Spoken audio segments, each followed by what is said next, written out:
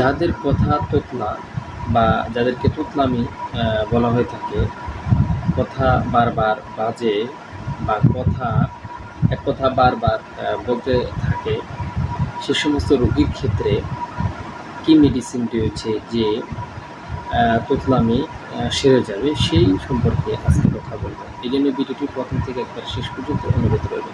অবশ্যই এই বিষয়টি বেশি বেশি করে শেয়ার করবেন, যেন যাদের তোতলামি রয়েছে তারা যেন এই মেডিসিনগুলো খেয়ে উপকৃত হয় এবং কি তাদের এই তোতলামি দূর হয়ে যায়। আর বেশি বেশি করে লাইক দেবেন, পাশাপাশি অবশ্যই চ্যানেলটিকে সাবস্ক্রাইব করে সঙ্গে থাকবেন। ডাক্তার মোহাম্মদ আমির হোসেন বলছি, আশা করি ভালো আছেন, সুস্থ আছেন। প্রথমত বলবো তোতলামি কি। তোতলামি হলো একটা ভয়ানক ব্যাধি, আসলে একটা মানুষের জীবনে অনেক কষ্টকর একটা রোগ হয়ে থাকে। বিশেষ করে যে সমস্ত পুরুষ এবং মহিলারা এক কথা বারবার বলে, মানে তোতলায় কথাগুলো বারবার রিপিট, কিন্তু স্পষ্টভাবে বলতে পারে না, তাদেরকে মূলত এক কথায় তোতলা কথা বা তোতলামি বলা হয়ে থাকে। এর জন্য প্রথম যে মেডিসিন সেটা হলো স্পঞ্জেলিয়া।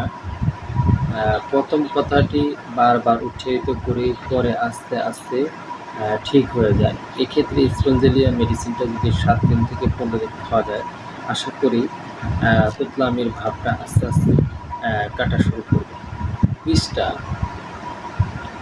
30 বা 200 পরের মেডিসিনটা তোতলামি দূর করার জন্য অত্যন্ত কার্যকরী। আমি অনেক তোতলা রোগীকে 30 বা 200 ববিসটা দিয়েছিলাম। অনেকে তোতলামি যে সমস্যাটা বা তোতলা কথা বলা থেকে অনেকে রেহাই পেয়েছে। আশা করি আপনারাও যাদের তোতলামি সমস্যা রয়েছে তারাও এই ববিসটা 30 বা 200 খেতে পারে। আরেকটা মেডিসিন রয়েছে যাদের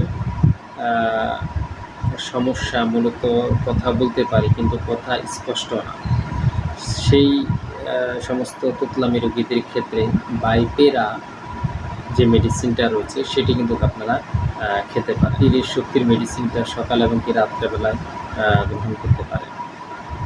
বিশেষ করে যে মেডিসিনটা অত্যন্ত উপকারী, স্টোমোনিয়াম। যে সমস্ত রোগীরা কথা বলতে গেলে তো করে কথা বলে, তারপরও কথা স্পষ্ট হয় না, কথা বলতে অনেক কষ্ট হয়, সে সমস্ত রোগীদের ক্ষেত্রে স্টোমোনিয়াম ওষুধটা খুবই ভালো কাজ করে থাকে। 30 শক্তি হলে স্টোমোনিয়াম সকাল এবং রাত্রেবেলা, 200 শক্তি হলে সপ্তাহে একবার সেবন করলে আশা করি 7 থেকে 15 দিন বা 20 দিনের ভিতরে আস্তে আস্তে কথা স্পষ্ট হবে, কথা জড়তা কাটবে। তো প্রিয় বন্ধুরা, যে সমস্ত ছেলেমেয়েরা তোতলায় তাদের জন্য আপনারা এই মেডিসিনগুলো খাওয়াতে পারেন। আশা করি ইনশাআল্লাহ তাআলা উপকার দেবে। ভালো থাকবেন, সুস্থ থাকবেন, এই কামনা করে শেষ করছি।